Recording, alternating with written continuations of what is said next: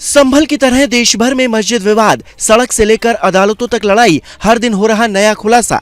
उत्तरकाशी में हिंदुओं का आह्वान, 55 साल पुरानी मस्जिद पर घमासान, महापंचायत में होगा अंतिम फैसला।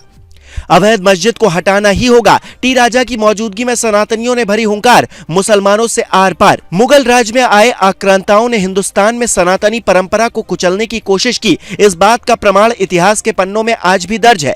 लेकिन जो मुगल न कर पाए, हिंदुस्तान के टुकड़े करने वाले जिन्ना ने किया, और जो जिन्ना भी न कर पाए वो किया उन लोगों ने जो गजवाए हिंद का सपना देख रहे हैं। सार्वजनिक जगहों पर कब्जा करने के लिए वहां मस्जिदें खड़ी कर दो तो कोई क्या ही बोलेगा, और अगर बोलेगा तो अल्लाहू अकबर का नारा लगाते हुए उसे पत्थर मारो, सिर तन से जुदा करने की धमकियां दो, कोई क्या ही कर लेगा। वक्फ भी तो अपना ही है, और आखिर में धर्म के नाम पर राजनीतिक संरक्षण तो मिल ही जाना है। लेकिन नए दौर का सनातनी इस बात को कतई बर्दाश्त नहीं कर रहा। यही वजह है कि उत्तरकाशी में महापंचायत हो रही है, और इस महापंचायत में बाकायदा टी राजा जैसे नेता मौजूद हैं जो हिंदुत्व और हिंदुस्तान की बात करते हैं।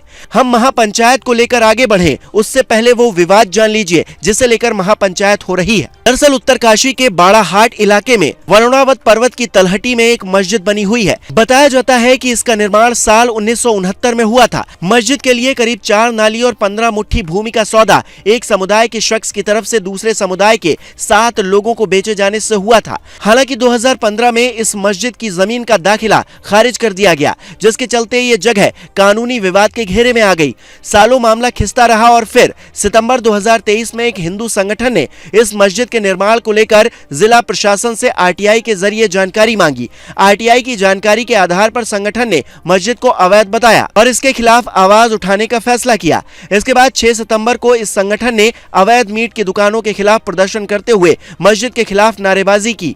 अक्टूबर में मस्जिद के खिलाफ एक बड़ी जनाक्रोश रैली का कार्यक्रम भी तय किया गया।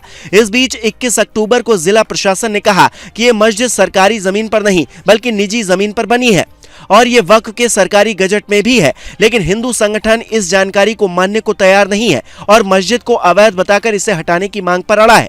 26 अक्टूबर को संगठन ने जब मस्जिद के खिलाफ एक जनाक्रोश रैली निकाली तो पुलिस और प्रदर्शनकारियों के बीच तनाव का फायदा उठाते हुए कुछ शरारती तत्वों ने पुलिस पर बोतलें फेंकी, जिसके बाद पुलिस ने भी जमकर लाठियां भांजी। इस पूरी घटना में 9 पुलिसकर्मी समेत 27 लोग घायल हुए। मामले में सैकड़ों लोगों के खिलाफ केस भी दर्ज हुआ, जिसके बाद अब देवभूमि विचार मंच उत्तरकाशी के रामलीला मैदान में मस्जिद विवाद को लेकर महापंचायत करवा रहा है। पुलिस ने भी सुरक्षा के पूरे इंतजामात कर लिए हैं। इस महापंचायत की शुरुआत हनुमान चालीसा से की गई है और इसमें हिस्सा लेने के लिए कई हिंदूवादी नेता पहुंच चुके हैं, जिसमें से एक बीजेपी के फायर ब्रांड नेता टी राजा सिंह भी हैं। गोशा महल से विधायक टी राजा इन दिनों हिंदू जागरण के काम में लगे हुए हैं और कहते हैं कि उन्हें हिंदुओं पर उंगली उठाने वाले का काम तमाम करना आता है। तेलंगाना की राजनीति में टी राजा का अच्छा खासा रसूख है। कुछ वक्त पहले टी राजा ने पैगंबर मोहम्मद पर विवादित टिप्पणी की थी, जिसके चलते बीजेपी ने उन्हें सस्पेंड तक कर दिया था। हालांकि तेलंगाना विधानसभा चुनाव से पहले उनकी पार्टी में वापसी हो गई। अक्सर टी राजा अपने बयानों को लेकर सोशल मीडिया पर छाए रहते हैं और अब उत्तरकाशी में चल रहे मस्जिद विवाद को लेकर भी वो मैदान में उतर आए हैं।